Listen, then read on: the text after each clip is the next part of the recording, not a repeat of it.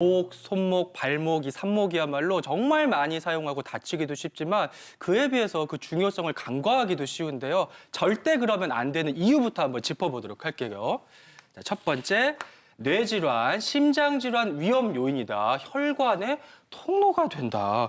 이게 목, 손목, 발목이 혈관과도 관련이 있고 뇌심장과도 관련이 있다. 굉장히 놀라워요, 교수님.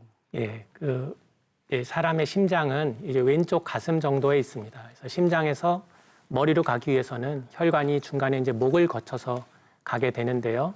목의 혈관에 만약에 좁아지거나 막히게 되면 뇌로 가는 혈류가 줄어들면서 뇌경색 또는 다른 말로 하면 허혈성 뇌졸중 이런 것들이 발생할 수가 있습니다.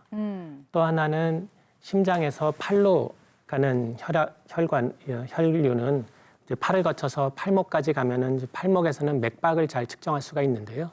만약에 이제 맥박이 정상적으로 규칙적으로 뛰게 되는데 맥박이 만약 불규칙하게 뛰게 되면 부정맥 우리가 이렇게 얘기하고요. 부정맥 중에서는 뇌혈관 질환을 잘 일으키는 심방세동과 같은 무서운 병이 있기 때문에 부정맥이 있는지 평소에 본인의 손목의 맥박을 측정해서 체크를 해볼 수 있겠습니다. 네. 그리고 마지막으로 그 심장에서 복부를 거쳐서 다리, 발목까지 가는 혈관이 있을 수 있겠는데요. 상당히 긴 거리이기 때문에 좁아지기가 쉽고 그런 부분이 만약에 좁아지게 되면 발목 부분의 혈압이 낮아지게 됩니다. 그래서 발목 부분의 혈압을 좀 측정해 봐서 만약에 팔의 혈압보다 많이 낮다면 그것은 이 중간에 어딘가 혈관이 좁아져 있다 이런 것을 알 수 있는 지표가 되겠습니다. 네. 뇌와 심장 문제뿐만 아니라 또 산목이 잘못되면 전신 건강에도 영향을 미칠 수가 있다고 해요. 그 다음으로 넘어가 봅니다. 잘못하면 전신마비까지 올 수 있다. 신경의 통로이기 때문이라는데요. 무시무시한데요, 심 교수님.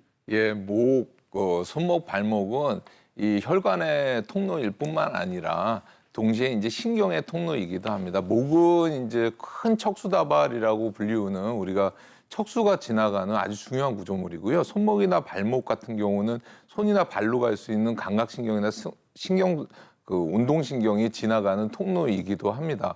우리가 머리에서 신경이 내려와서요. 척추 안으로 들어가서 내려가면서 분지를 내서 신경 가지들이 손과 발에 이렇게 뻗어나가게 되는데요. 특히 이제 목 부분 같은 경우에는 이렇게 작은 구멍을 통해서 우리가 신경들이 빠져나가게 되거든요. 그런 구멍들이 문제가 생기면 신경에 영향을 줄 수밖에 없겠죠.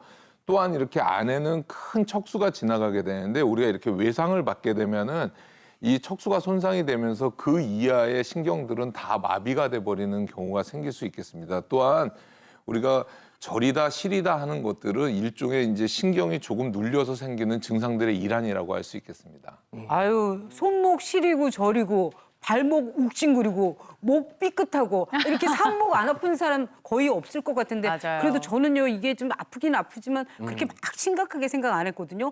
근데 이거 산목 방치하면 큰일 날 것 같아요, 교수님. 그러니까요. 정말 큰 병으로 이어지기 전에 미리미리 관리를 잘 해야겠고요. 네. 그다음 지켜야 되는 이유 한번 살펴볼게요.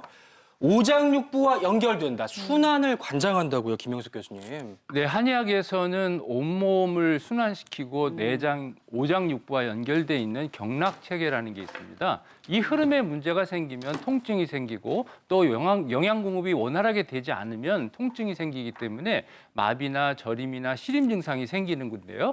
우리가 보면은 고속도로 같은 데도 병목 구간이라고 있잖아요. 우리 몸에서도 흐름의 병목 구간이 어디냐면 손목, 발목, 목이에요. 그러다 보니까 순환에 정체하기가 쉬워서 여기에 문제가 생기면 통증이나 시림이나 저림이나 마비 같은 증상들이 생기고요. 특별히 우리 손목이나 발목에는 오장육부의 기능을 대표하는 경혈 부분이 있거든요. 그 부분의 전기 저항을 측정을 해서 오장육부의 기능을 평가하게 되고요. 또 목이라는 부분은요. 대부분 우리 몸의 혈관의 흐름이나 신경의 흐름 앞에 교수님들이 설명해 준 것처럼 문제를 일으킬 수가 있는데요. 우리가 넓은 도 걷다가 좁은 데로 가면은 바람이 일잖아요. 그래서 이런 부분에 나타나는 병을 풍자가 들어가는 바람 풍자가 들어가는 병들이 상당히 많이 있는 것을 볼 수가 있거든요. 그래서 목에 문제가 있어서 혈관에 문제가 있어서 중풍이라는 것도 생길 수 있고요. 머리가 아프거나 어지러움증 현상들이 생길 수가 있습니다.